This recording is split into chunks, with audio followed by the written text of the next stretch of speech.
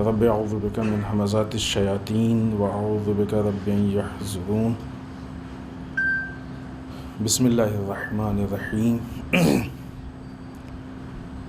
الحمد للہ وسلام علی عبادہ الذین اصطفیٰ ولعنۃ الدائمۃ الباقیۃ علی اعدائہم اجمعین من الآن الی قیام یوم الدین اما بعد فقد اوصیکم ونفسی بتقوی اللہ وقال علی بن ابی طالب علیہم الصلاۃ والسلام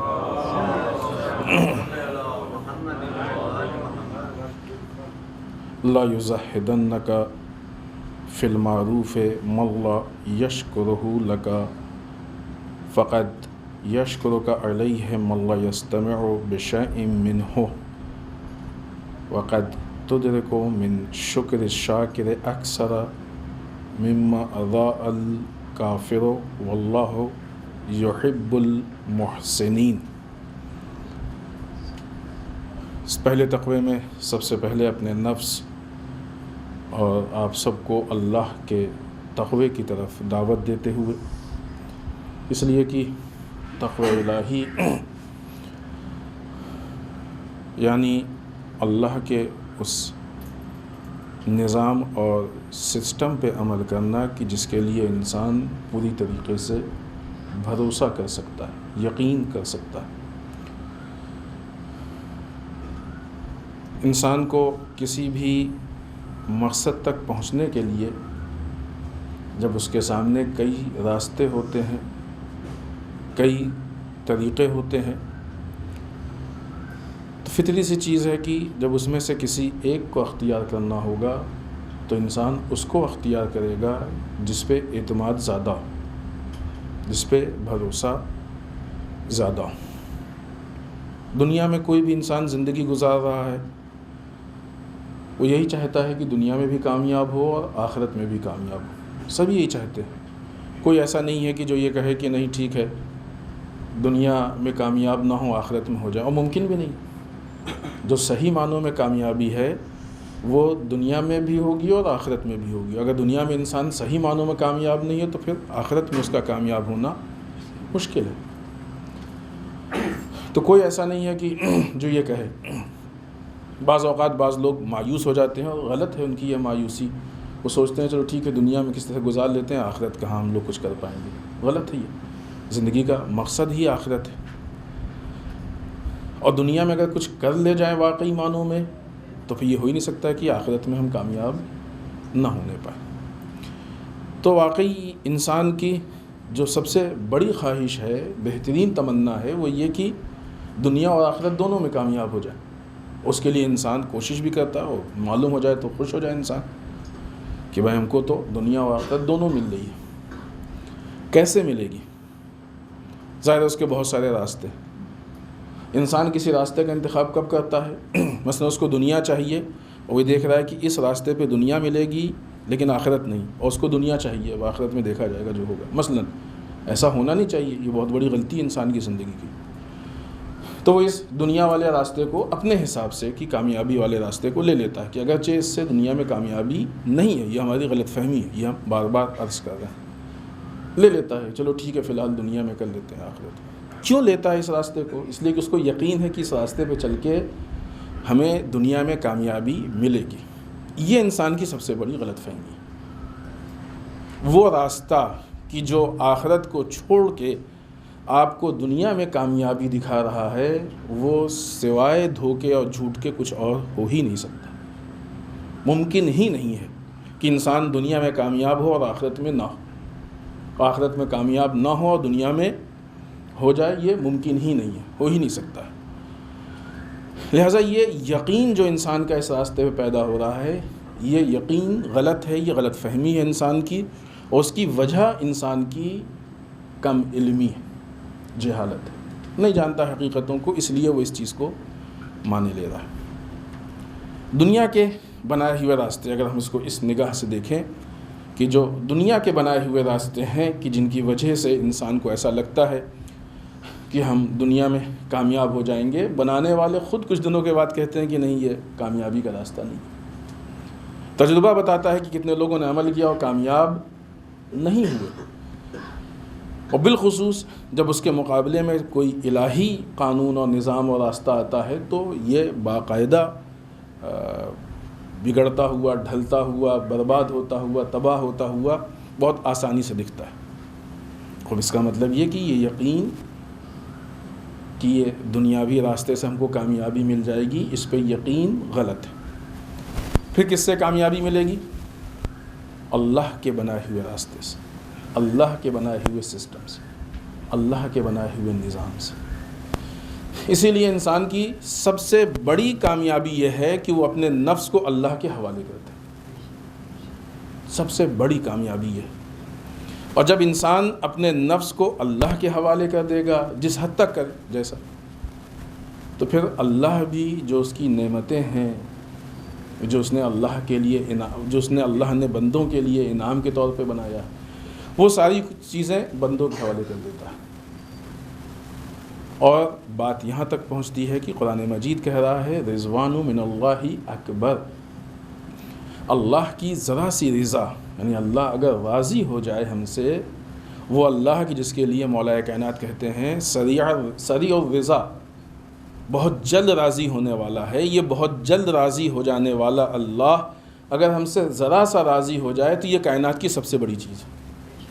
ظاہر اس سے چھوڑ کے پھر کامیابی کہاں ملے گی؟ تو سب سے بڑی چیز مل گئی تو اس کے مقابلے میں کیا کامیابی؟ لہٰذا اس نظام کو اپنانا اور اپنے نفس کو اللہ کے حوالے کر دینا، یہ در واقع تقوی پروردگار، یہی اللہ کا تقوی ہے کہ جو ہم کو آتش جہنم سے بچاتا ہے، جو ہم کو ناکامی سے بچاتا ہے، جو ہم کو عذاب پروردگار سے بچاتا ہے، جو ہم کو اللہ کی ناراضگی سے بچاتا ہے، جو ہم کو دنیا کی صعوبتوں اور مشکلات سے بچاتا ہے، پریشانیوں سے بچاتا ہے، یہ وہ راستہ ہے۔ لہٰذا تقوی الہی جو ہم کو ہر طریقے سے ہمارے مقصد تک پہنچاتا ہے۔ آئیے اس کے بعد امیر المومنین مولا متقیان حضرت علی بن ابی طالب علیہ الصلوۃ والسلام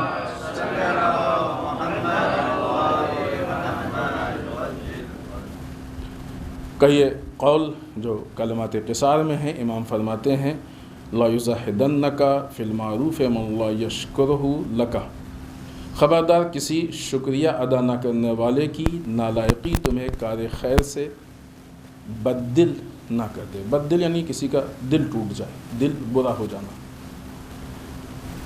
مثلا کسی کے ساتھ آپ نے کوئی نیکی کی، کوئی اس پہ احسان کیا اور اس نے شکریہ ادا نہیں کیا، تو اس کی بنیاد پہ آپ نیکی سے بددل نہ ہوں۔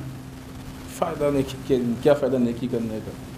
جس کے لیے اتنا سب کچھ کیا اس نے ایک شکریہ تک تو کہا نہیں، ہے نا؟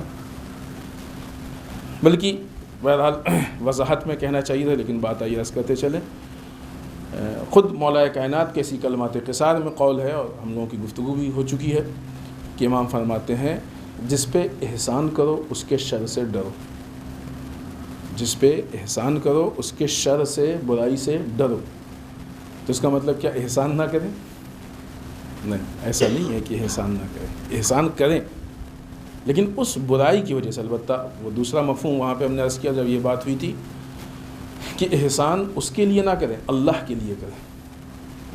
اس سے توقع نہ رکھیں کہ ہم اس پہ احسان کر رہے ہیں تو اس کے عوض میں وہ شکریہ ادا کرے، وہ ہم پہ کچھ نہیں، ہم کو کچھ نہیں چاہیے، ہمیں جو کچھ چاہیے وہ اللہ کی ذات سے چاہیے۔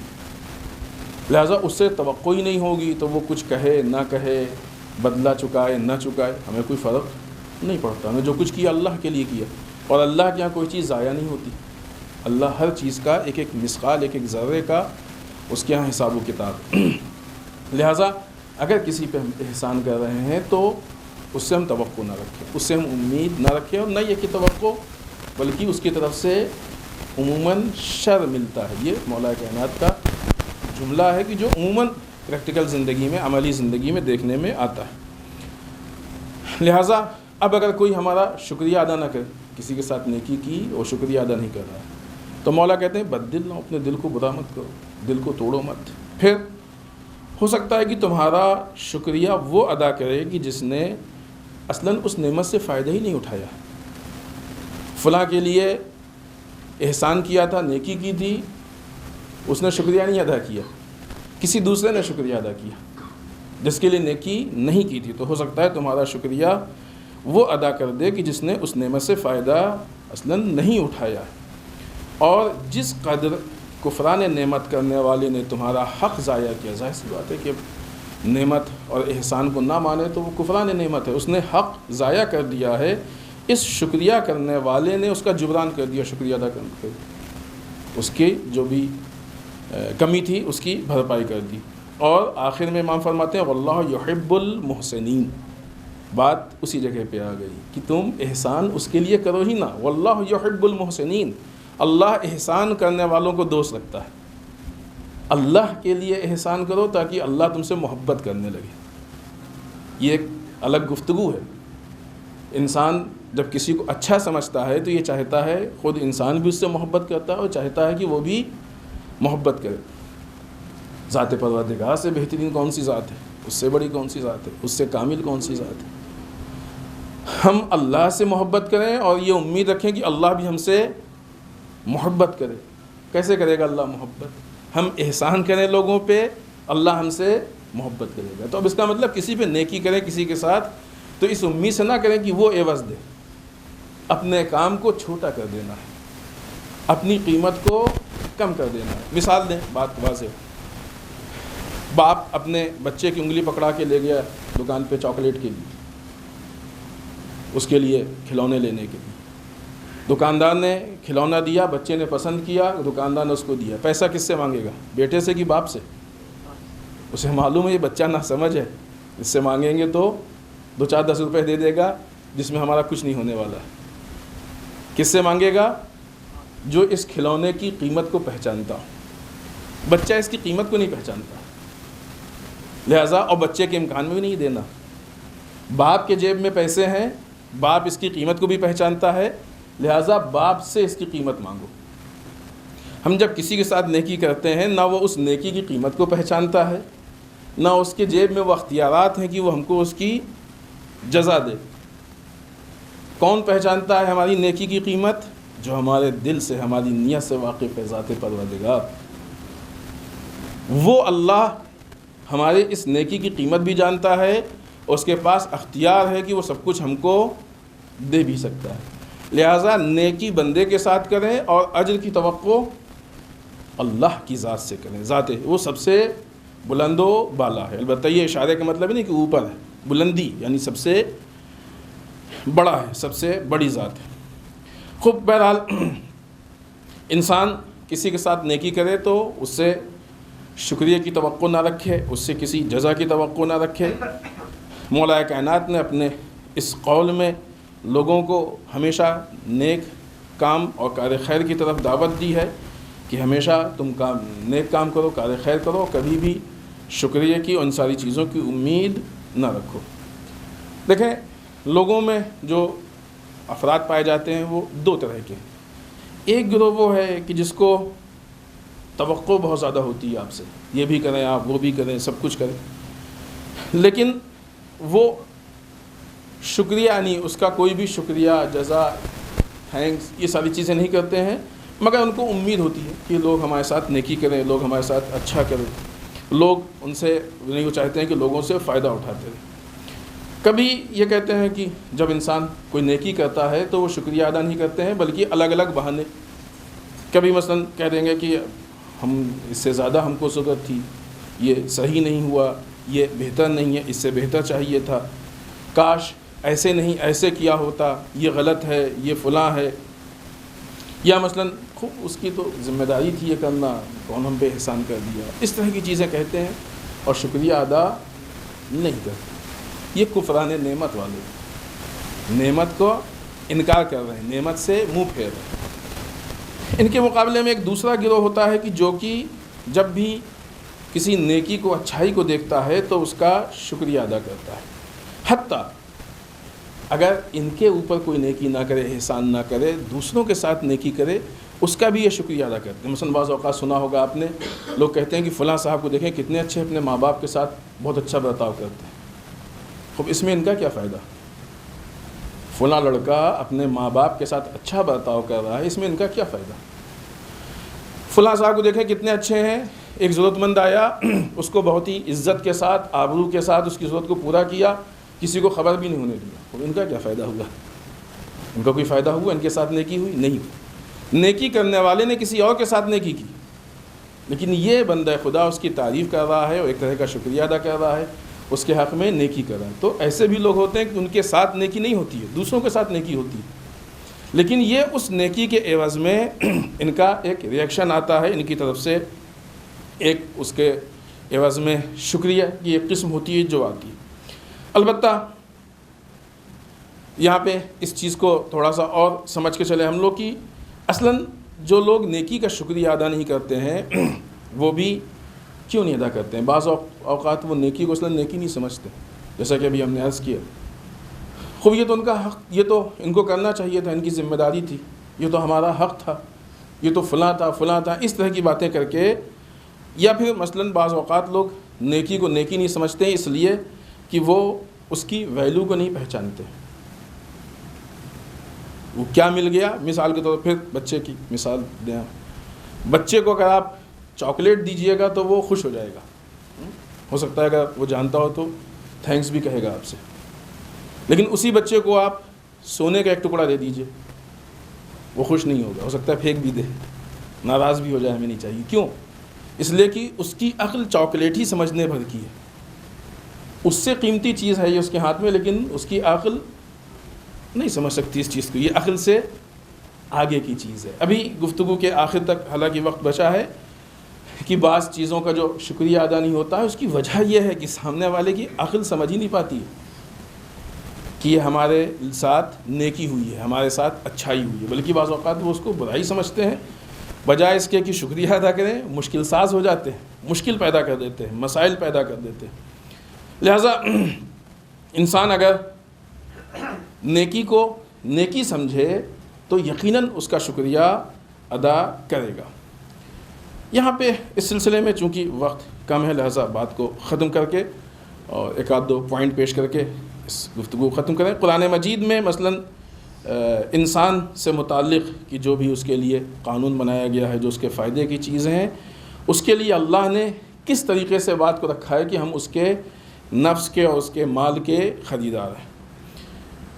سورہ توبہ کی آیت شریفہ ہے، اعوذ باللہ من الشیطان الرجیم، ان اللہ اشتری من المؤمنین انفسهم واموالهم بان لهم الجنہ یقاتلون فی سبیل اللہ فیقتلون ویقتلون۔ آگے آیت ہم ترجمہ پڑھتے ہیں کہ یقیناً بے شک اللہ نے صاحبان ایمان سے ان کے جان اور مال کو جنت کے عوض میں خرید لیا۔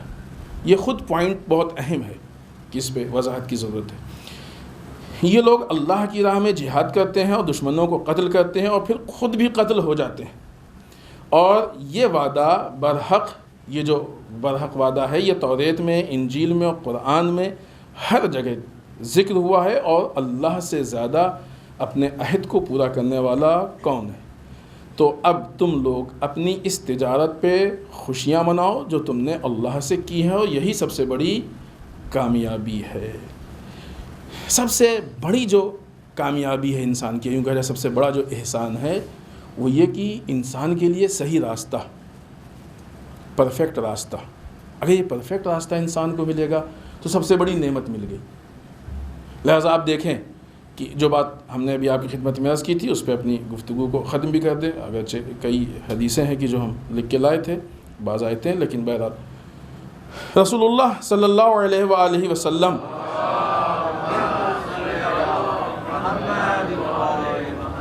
جب لوگوں کی تبلیغ کر رہے تھے تو لوگ کیا رسول سے کہتے تھے کہ شکریہ آپ کا؟ پتھر مارتے تھے، برا بھلا کہتے تھے، الزام لگاتے تھے۔ کیوں؟ اس لیے کہ ان کی عقل چھوٹی تھی، چاکلیٹ سے آگے وہ سمجھ ہی نہیں سکتے تھے، قیمتی چیزوں کو چھوڑ دیتے تھے۔ برا بھلا کہتے تھے، گالی دیتے تھے، اس لیے کہ جو رسول ان کے ساتھ نیکی کر رہے تھے اس نیکی کو وہ سمجھ ہی نہیں پا رہے تھے، پہچان ہی نہیں پا رہے تھے، شعور نہیں تھا۔ یہی وجہ ہے کہ آج وہ لوگ کہ جو انسانوں کو گمراہ کرنا چاہتے ہیں وہ اصلاً نہیں چاہتے ہیں کہ لوگوں کی فکر و شعور کھلے اور بلند ہو۔ اگر ان کا شعور بلند ہو گیا تو یہ چاکلیٹ میں نہیں پھنسیں گے، پھر یہ آگے اپنے حق کا مطالبہ کریں گے۔ انٹرنیشنل لیول پہ یہ بہت اہم پوائنٹ ہے، جس کا نتیجہ کیا ہوتا ہے کہ جب کسی کے ساتھ احسان ہوتا ہے، مسئلہ صرف رسول کا نہیں ہے، وہ لوگ کہ جو رسول کے بعد بھی اسلام اور اسلامی ویلیوز کو لوگوں تک پہنچانا چاہتے تھے اور چاہتے ہیں، اور اس وادی میں جو بھی قدم رکھتا ہے، تو جو لوگ نہیں پہچانتے ہیں وہ ایسے لوگوں کو برا بھلا کہتے ہیں، ان کے خلاف سازشیں کرتے ہیں۔ وجہ یہی ہے کہ ان کی عقل چھوٹی ہے، شعور ان کا کھلا نہیں ہے، فکریں ان کی پست ہیں، لہٰذا وہ صرف چاکلیٹ یعنی ہر وہ چیز کہ جو ان کو ذائقہ پہنچائے وہ اس کے پیچھے رہتے ہیں، فکر و شعور تک وہ آگے جانے کی کوشش نہیں کرتے۔ یہ ان کے عدم معرفت، یہ ان کے جہالت، کم علمی کی دلیل ہے۔ ورنہ قرآن مجید جہاں اس بات پہ کہ انسان کو ہدایت کے لیے اللہ کا شکر ادا کرنا چاہیے، وہیں اس وسیلے کے بھی شکر کی طرف دعوت دیتا ہے کہ جو اس اللہ کے نظام کو ہم تک پہنچاتا ہے۔ اب دیکھیں نا، کلیئر قرآن میں آیت ہے کہ ہم لوگ صلوات کے لیے تعقیبات میں اس آیت کا ذکر بھی کرتے ہیں۔ بسم اللہ الرحمن الرحیم، ان اللہ و ملائکتہ یصلون علی النبی یا ایھا الذین آمنوا سلموا تسلیما۔ سب کو یاد ہے ماشاءاللہ۔ خوب کیا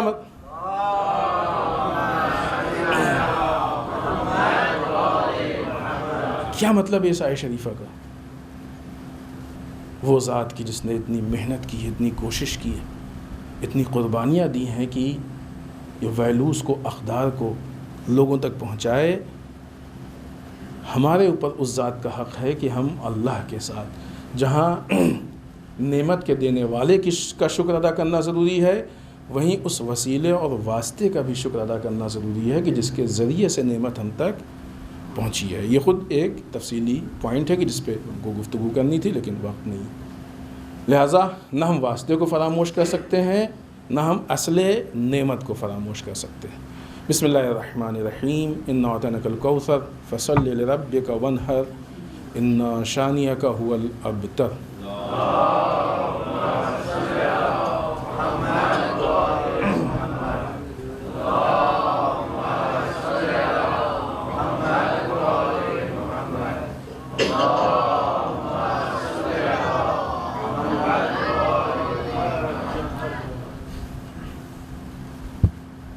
رب اعوذ بک من همزات الشیاطین واعوذ بک رب ان یحضرون۔ بسم اللہ الرحمن الرحیم، الحمد للہ الذی لا یبلغ مدحتہ القائلون ولا یحصی نعماہ العادون ولا یؤدی حقہ المجتہدون۔ اللہم صل وسلم علی صاحب الدعوۃ النبویہ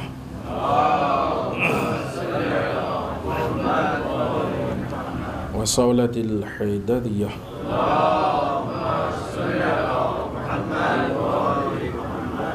والعصمة فاطمیہ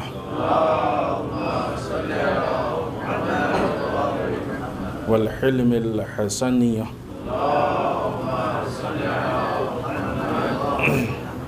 والشجاعة الحسینیہ والعبادة السجادیہ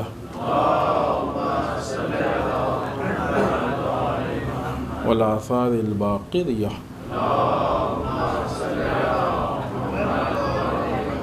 والمأثر الجعفریہ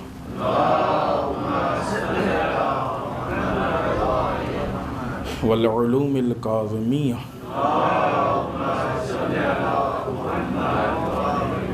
والرضاء الرضویہ والجود التقویہ والنقاوة النقویہ والحیبۃ العسکریہ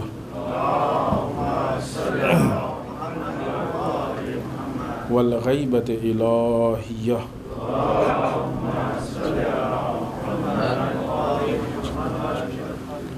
واللعنۃ الدائمۃ الباقیۃ علی اعدائہم اجمعین من الآن الی قیام یوم الدین۔ اما بعد، اس دوسرے خطبے میں ایک بار پھر اپنے نفس اور آپ سب کو اللہ کے تقوی کی تاکید کرتے ہوئے اس ہفتے کے مناسبات میں پہلی مناسبت کہ جو آنے والے جمعے کو 25 شوال کو چھٹے امام صادق آل محمد امام جعفر صادق علیہ السلام کی بعض روایات کے اعتبار سے شہادت کی تاریخ۔ امام کی زندگی اور سیرت کا ایک اہم پوائنٹ مختصر آپ کی خدمت میں عرض کریں کہ امام نے یہ بات اس سے پہلے بھی ہم نے عرض کی اور یہ بار بار تاکید کی ضرورت ہے، موجودہ زمانے میں اس کی ضرورت مزید محسوس ہو رہی ہے، پہلے بھی تھی اور ہمیشہ تھی۔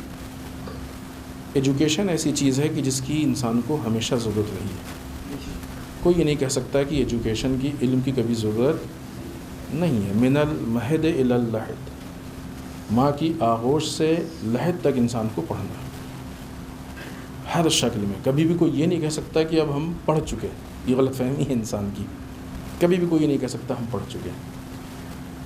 صادق آل محمد کو جب بھی جیسے ہی موقع ملا، وہ بات انالائز ہم پیش کر چکے ہیں کہ حکومت بنی امیہ سے بنی عباس کی طرف گئی تو آپ نے موقع کو غنیمت سمجھا اور ایجوکیشن پہ اتنا بڑا کام کیا کہ ہزاروں شاگرد تربیت کی۔ خوب جب امام کے ایجوکیشن اور شاگرد کی بات ہوتی ہے تو ہمیں کیا لگتا ہے کہ امام نے کوئی حوزہ کھولا ہوگا، ہے نا؟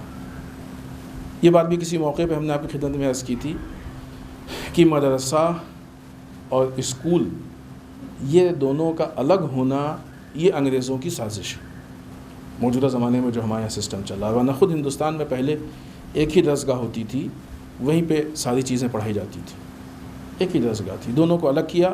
الگ کرنے کے بعد یہ جو جسے ہم دنیاوی تعلیم کہتے ہیں، کوئی دنیاوی تعلیم نہیں، یہ سب جو بھی اللہ تک پہنچا ہے سب دینی تعلیم ہے۔ ہاں فرق ہے، احکام بنیادی چیز ہے کہ جس پہ حلال و حرام ڈیپینڈ ہے، وہ بہت بیسک چیز ہے۔ یہ جو دنیاوی تعلیم جسے کہتے ہیں، جو اسکول وغیرہ ہے، اس کے اوپر کنٹرول کیا پورا، کیونکہ ان کو تربیت سے الگ کرنا تھا، اس لیے مدرسے سے الگ کرنا ان کے لیے ضروری تھا۔ انہوں نے مدرسے سے الگ کیا تاکہ یہ تعلیم جس کو ہم اسکول کی تعلیم کہتے ہیں یہ یتیم ہو جائے، اس کو آہستہ آہستہ تربیت سے الگ کیا۔ اور آج انہوں نے اپنی تربیت ڈال دی ہے اس میں، آج اپنی تربیت، یہ مثال دی ہم نے بارہا کہ کل تک اسکول میں کہا جاتا تھا بچوں سے کہ بیٹا گانا بجانا بری چیز ہے، ڈانس بری چیز ہے۔ آج اسکول میں گانا بجانا ڈانس سب ان کے کریکولم میں اور سلیبس میں شامل ہے کہ نہیں ہے؟ تو وہ تربیت ہٹا کے یہ تربیت ڈالی گئی۔ یہ الگ کرنا ایک پوری سازش کے تحت تھا، پوری پلاننگ کے تحت تھا، انہوں نے کیا۔ خوب صادق آل محمد نے جو ایجوکیشن پہ کام کیا، ایک ہی چیز ہے، اس کو ہم مثلاً اردو عربی میں فارسی میں جامعہ کہتے ہیں، انگلش میں یونیورسٹی کہتے ہیں، اردو میں مدرسہ کہتے ہیں، انگلش میں اسکول کہتے ہیں۔ دو الگ چیزیں نہیں ہیں، یہ ایک ہی چیز ہے، صرف زبان کا فرق ہے۔ لہٰذا اسی میں ساری تعلیم۔ آئیڈیل جو امام کا کام ہے وہ یہ کہ اسی درسگاہ میں لوگوں کو دین بھی سکھایا جائے اور دوسرے علوم بھی سکھائے جائیں۔ اس سے بہت زیادہ یہ ایجوکیشن پہ بات ہوئی ہے بعض جہاز سے اور بعض جہاز سے ہوگی کبھی انشاءاللہ۔ اس کے بہت زیادہ سائیڈ ایفیکٹ ہیں، اس کو ہم الگ کریں تو، اور ہیں وہ آج دکھ رہے ہیں، باوجود اس کے کی سہولیتیں موجود ہیں، لیکن بچوں کو یا ان کے پیرنٹس کو مدرسے سے دینی تعلیم سے بہت زیادہ دلچسپی نہیں ہے۔ آج بھی ہمارے مدرسے یتیمی کی شکل میں، ایسا نہیں ہے کہ لوگوں کو معلوم نہیں ہے، ہم اسکول کا سسٹم دیکھ رہے ہیں، اچھی بلڈنگ، اچھے کلاس روم دیکھ رہے ہیں، لیکن اسی ماحول معاشرے میں جا کے آپ مدرسے کے حالات کو دیکھیے، یہ کسی چیز کا نتیجہ ہے، یہ اثر ہے کسی چیز کا۔ یہ ہم شکار ہیں کسی باطل فکر کے، کسی باطل سازش کے شکار ہیں، اور اتنے لاشعور ہیں کہ ہم اس کو جو ہمارے سامنے نتیجہ بھی سامنے آگے ہم سمجھ نہیں پا رہے۔ امام نے اسی جگہ پہ دینی تعلیم دی، اسی جگہ پہ دنیاوی تعلیم دی، اور ایک سے ایک شاگرد تربیت دی، اور ان ساری چیزوں کے ساتھ ساتھ امام نے فکری تعلیم دی، ان کی فکر کو مضبوط کیا، بلند کیا، فکری ارتقاء کیا۔ اس کے بعد جو امام نے شاگرد اپنے بنائے تھے، تربیت کی تھی، ظاہر اس میں سے بہت سے نالائق اور نااہل بھی نکل گئے، سب معصوم تو نہیں تھے، ان کے نام بھی ہیں، بہت تاریخ میں موجود ان کے نام۔ بعض اوقات امام نے ان کو بلا کے سمجھانا یا تنبیہ کرنے کی بھی کوشش کی، سخت لہجے میں گفتگو بھی کی، بعض سوالات بھی کیے، وہ ساری چیزیں نگاہوں کے سامنے۔ لیکن ظاہر سی بات ہے کہ جب بھی کوئی ایسا کام ہوگا تو اس میں اچھے برے ہر طرح کے نکلیں گے، کوئی اس میں مشکل کی بات نہیں ہے، ری ایکشن بھی اس کا ہوتا ہے۔ تو بعض لوگ اپنے کو نہیں سنبھال پائے اور غلط بھی، لیکن امام کے وہ جو تربیت یافتہ شاگرد تھے کہ جن کی امام نے علمی اور فکری تربیت کی تھی، انہوں نے دین کو بہت فائدہ پہنچایا، جن کی وجہ سے دین مضبوط ہوا، جیسے ہم دنیا کہتے ہیں وہ بھی مضبوط ہوا۔ لہٰذا جہاں امام نے احکام پہ کام کیا، تفسیر پہ کام کیا، حدیث پہ کام کیا، علوم عقلیہ پہ کام کیا، جسے فلسفہ و منطق وغیرہ کہتے ہیں، وہیں امام نے دوسرے طرف سے اگر آپ دیکھیے تو سائنس پہ اور میتھ پہ بھی کام کیا۔ یہ چیزیں پانچویں امام اور چھٹے امام کے زمانے سے ہیں کہ جو آئی ہوئی ہیں۔ یہ دنیا کا تعصب ہے، چونکہ اسلام سے لوگوں کو دور کرنا ہے، یا دنیا یہ حقیقت نہیں بتاتی ہے کہ اس میتھ اور سائنس کے ماں باپ کون ہیں۔ اگر دنیا حقیقت بتا دے تو آج بہت سے لوگ صرف میتھ اور سائنس کی وجہ سے اسلام کو قبول کر لیں۔ وہ نہیں بتاتے ہیں، ان کا ایک مقصد ہے۔ ہم کیوں نہیں بتاتے؟ کیوں ہم چپ ہیں اس معاملے میں؟ بتانے کا مطلب یہ نہیں یہاں پہ ہم بتا رہے ہیں، خوب آپ سے بتا رہے ہیں، آپ تو مانتے ہی نہیں۔ بتانے کا مطلب جس تک ہمارا یہ پیغام پہنچنا چاہیے، ہم کو اس راستے کی کوشش کرنی چاہیے کہ پیغام دنیا تک پہنچے۔ تو بہرحال یہ امام کی سیرت کا بہت اہم پوائنٹ ہے کہ جو ہماری زندگیوں کو، ہمارے معاشرے کو، فکر و شعور کو تبدیل کر سکتا ہے۔ دوسری چیز، ابھی پچھلے ہفتے عالم اسلام کی ایک عظیم شخصیت، بہت مشہور اور بہت بڑے خطیب، جنہوں نے ایک طولانی عرصے تک بہترین خطابت کی ہے، البتہ ان کا تعلق ایران سے، آغا فاطمی نیا کا انتقال ہو گیا ہے۔ فکری اعتبار سے نہایت مضبوط بہترین خدمات ہیں ان کی، اور ہندوستان میں جو ایک خطابت کی روش ہے اور جو ایک لوگوں کے ذہن میں خطابت کی باتیں ہیں کہ اگر اس سے ہٹ کے ممبر پہ بات ہوتی ہے تو لوگ کہتے ہیں تو مجلس ہی نہیں ہوئی۔ لیکن آغا فاطمی نیا کو دیکھیں کہ انہوں نے بہت ہی فکری اور علمی باتیں کی ہیں، اور ان سب کے ساتھ بہترین خطیب تھے۔ لہذا اس پوائنٹ کو سمجھنے کے لیے بھی یہ شخصیت۔ بہرحال یہ عالم اسلام میں ایک نقصان ہے جس کی تسلیت اور تعزیت ہم پیش کرتے ہیں۔ موجودہ جو حالات ہیں ان میں سے ایک آدھ دو حالات پہ، 2-3 حالات پہ گفتگو کرتے ہیں۔ سعودی عرب جو کہ امریکہ اور اسرائیل کی غلامی میں خود اپنے ہی وجود کا دشمن ہے، اور اس دشمنی میں دن بدن وہ آگے بڑھتا جا رہا ہے۔ ایک بار پھر اس نے وہاں کے 2 نوجوانوں کو جو کہ واقعی بے گناہ تھے، ان کی غلطی صرف اتنی کہ وہ عقیدے کے اعتبار سے، نظریاتی اعتبار سے شیعہ ہیں، البتہ تھے نہیں، اللہ ایسے حالات مہیا کرے کہ ان کا یہ جو فیصلہ ہے یہ ٹل جائے۔ عقیدے کے اعتبار سے شیعہ اور حق گو، حق پسند، ان کے خلاف پھانسی کا یا موت کا، البتہ پھانسی بھی نہیں، ان کے موت کا دوسرا وہ ہے، موت کی سزا سنا دی ہے۔ یہ مستقل سعودیہ میں ہو رہا ہے، کسی نہ کسی بہانے سے ہمارے شیعہ جوانوں کو، نوجوانوں کو، بالخصوص وہ کہ جو حق بیانی کرتے ہیں، باطل کے خلاف آواز اٹھاتے ہیں، کسی نہ کسی بہانے سے ان کو جیلوں میں ڈالا جاتا ہے، کچھ دن تک جیل میں پڑے رہتے ہیں، پھر اس کے بعد ان کو سزائے موت دی جاتی ہے اور ان کی زندگی کو ختم کیا جاتا ہے۔ ان جوانوں کے سلسلے میں انہوں نے تھوڑا دھوکے سے بھی کام کیا، ان کی ماں سے غلط بیانی کی، کہا باپ مل سکتی ہیں، مشکل حل ہو گئی ساری چیزیں، لیکن پھر بھی اس کے باوجود یہ مسائل سامنے ہیں۔ یہ وہ حالات ہیں کہ ہمارے اسلامی اعتبار سے دائرے میں جب بھی کبھی ہم کہیں کسی ظلم کے متعلق سنیں تو ہماری یہ ذمہ داری ہے کہ ہم اس کے خلاف آواز اٹھائیں. اگر ہم نہیں آواز اٹھاتے ہیں تو ہم کو روز محشر اس کا جواب دینا ہوگا. لہٰذا یہ نہیں کہ ٹھیک ہے یہ وہاں کا سسٹم ہے اور وہاں کا مسئلہ ہے، ہم سے کوئی تعلق نہیں، یہ غلط فہمی ہے، یہ غلط کام ہے، اس کی ہم سب مذمت کرتے ہیں اور ہمیں مذمت کرنی چاہیے. سعودی حکومت جس کو بہرحال وہ لوگ بہت زیادہ شرک کی بات اٹھاتے ہیں، لیکن ان سے بڑا مشرک کوئی نہیں ہے، کیونکہ انہوں نے اللہ کے مقابلے میں نعوذ باللہ امریکہ اور اسرائیل پہ بھروسہ کیا. ان کو اس بات کا احساس نہیں ہے. ظاہر ہے کہ وہ اس زمانے میں بھی زندگی گزارنے کے بعد وہی بددعاؤں والی عقل رکھتے ہیں. ان کو اس بات کا اندازہ نہیں ہے کہ جس اسرائیل کے بھروسے وہ اتنا زیادہ اچھل رہے ہیں، خود اس اسرائیل کے وجود کو خطرہ ہے. اسرائیل روز بروز کمزوری کی طرف جا رہا ہے، اور نہیں کہ کمزوری، تباہی اور بربادی کی طرف جا رہا ہے. کل جب روئے زمین پہ اسرائیل کا وجود ختم ہوگا تو یہ سعودیہ کس کی پناہ میں جائے گا؟ ضمنی اعتبار سے اس کا وجود اس بات کا مطلب ہے کہ جس کے ضمن میں ہے، جب اسی کا وجود نہیں رہے گا تو ان کا کیا وجود رہے گا.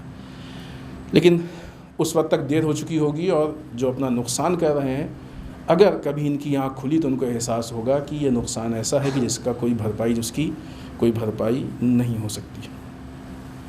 آخر میں اپنے ملک سے متعلق ابھی جو گیان واپی مسجد کے لیے معاملہ چل رہا ہے، عجیب مضحکہ خیز معاملہ ہے. جن چیزوں کو دلیل بنائی جا رہی ہے وہ ایسی ہے جس کا آج پورا ہندوستان بلکہ ہندوستان کے باہر لوگ مذاق اڑا رہے ہیں. ظاہر سی بات ہے کہ جن لوگوں نے دلیل بنائی ہے ان کو بھی یقیناً اس بات کا اندازہ رہا ہوگا، لیکن مشکل یہ ہے کہ بابری مسجد کے گرنے کے بعد اور جو مندر کے تاسیس کا انہوں نے کام کیا، اس کے بعد اب ان کے پاس کوئی بہت مضبوط ایسا ایشو نہیں تھا.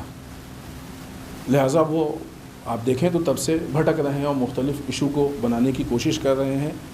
ایسا لگتا ہے کہ یہ بھی اسی کی ایک کڑی ہے اس سلسلے میں. اگرچہ سپریم کورٹ نے وہاں کے بنارس کے لوور کورٹ کے اوپر پابندی لگائی ہے کہ جو فیصلہ ان کو کرنا تھا وہ نہ کریں، بلکہ وہ فیصلہ خود سپریم کورٹ کرے گا اس مسئلے پہ. تو چیزیں ہیں اور یقیناً وہ جو حق ہے وہ واضح ہے. ہمیں امید ہے، اپنے عدلیہ سے ہم کو یہ امید ہے کہ جو بھی معاملہ ہوگا وہ حق و انصاف کے ساتھ حل ہوگا، تاکہ کسی کے ساتھ کوئی ظلم نہ ہو.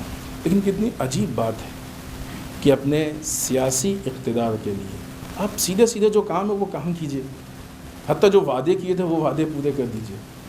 جوانوں کو آپ روزگار دے دیجئے، آپ ملک کی ترقی کے لیے کام کیجئے. خود بخود لوگ آپ کو ووٹ دیں گے. لیکن جو اب ذمہ داریاں تھیں اس کو چھوڑ دیا، اور پھر اس کے بعد یہ جو تعصب کی فضا ہے، یہ جو غلط فضا جس کی بنیاد پر پھر رائٹس ہوتے ہیں، کتنے گھر اجڑ جاتے ہیں، کتنے لوگ بے گناہ جیل میں چلے جاتے ہیں 15 سال 20 سال 23 سال کے بعد. پھر وہ باعزت بری ہو کے باقی زندگی تو ختم ہو گئی ان کی. جس زندگی میں جس ایج میں ان کو کچھ کرنا تھا وہ تو ختم ہو گیا، صرف اس لیے کہ آپ کام نہیں کر رہے ہیں اور ایک اپنے پولیٹیکل وجود کو بچانا چاہتے ہیں. اس کے لیے آپ کسی کے گھر کو اجاڑ دیں. اس کے لیے حتیٰ سب سے جو بڑا نقصان ہے، بارہا ہم نے عرض کیا کہ یہ کہ آپ سب سے زیادہ جس چیز کے یہ لوگ دشمن ہیں وہ ہندو مذہب ہے. کیونکہ ہر چیز گھوم کے اس معاملے پہ آتی ہے کہ ہندو مذہب بدنام ہوتا ہے. سب سے زیادہ یہ لوگ جس چیز کے دشمن ہیں، کیونکہ معاملات ابھی زمانہ فرق ہو گیا ہے. وہ پہلے والا زمانہ نہیں ہے کہ جو چیز کہہ دی سب نے مان لی. آج کل ہر چیز آن لائن ہے. جیسے کوئی مسئلہ سامنے آتا ہے لوگ جا کے تحقیق کرتے ہیں، ریسرچ کرتے ہیں اور حقیقتیں کھل کے سامنے آ جاتی ہیں. یہی وجہ ہے کہ آج گیان واپی مسجد کے لیے اور اس سے دوسرے بہت سارے معاملات کے لیے مذاق اڑایا جا رہا ہے. مضحکہ بن گیا ہے. یہ لوگ نہ کیسے کیسے مذاق اڑا رہے ہیں، عجیب عجیب جملے کہے جا رہے ہیں. کس کی بدنامی ہو رہی ہے اس سے؟ کس چیز کی بدنامی ہو رہی ہے؟ لہذا صرف اپنے اقتدار کو بچانے کے لیے یہ ظاہر کیا جا رہا ہے کہ مذہب کے حامی ہیں، لیکن سب سے زیادہ اگر یہ لوگ کسی کے دشمن ہیں تو خود ہندو مذہب کے دشمن ہیں، کہ جو دن بدن بدنام ہو رہا ہے. یہ حرکتیں، یہ چیزیں تاریخ میں ثبت ہوتی جا رہی ہیں، اس کو کوئی نہیں مٹا سکتا ہے. وہ بات تاریخ میں باقی رہے گی، اور آنے والا وقت اس کے مطابق نظر یا نظریہ قائم کرے گا۔ آخر میں بارگاہ پروردگار میں دعا کرتے ہیں پالنے والے ہم سب کو اعمال صالحہ کی توفیق عنایت فرمائے، بار اللہ اعمال قبیحہ سے محفوظ رکھے، پالنے والے ہمارے گناہوں کو بخش دیں، بار اللہ ہمارے مرحومین کو بخش دیں، پالنے والے اسلام و مسلمین کی حفاظت فرما، بار اللہ دشمنان اسلام کو نیست و نابود کر دے، بار اللہ ہمارے علماء کا سایہ ہمارے سروں پہ باقی رکھے، بار اللہ رہبر و مراجع کو طول عمر عنایت فرما، بار اللہ ہمارے امام کی ظہور میں تعجیل فرما، ہمیں ان کے اعوان و انصار میں شریک ہونے کی توفیق عنایت فرما۔ ربنا تقبل منا انک انت السمیع العلیم، بسم اللہ الرحمن الرحیم، قل هو اللہ احد اللہ الصمد لم یلد ولم یولد ولم یکن له کفوا احد۔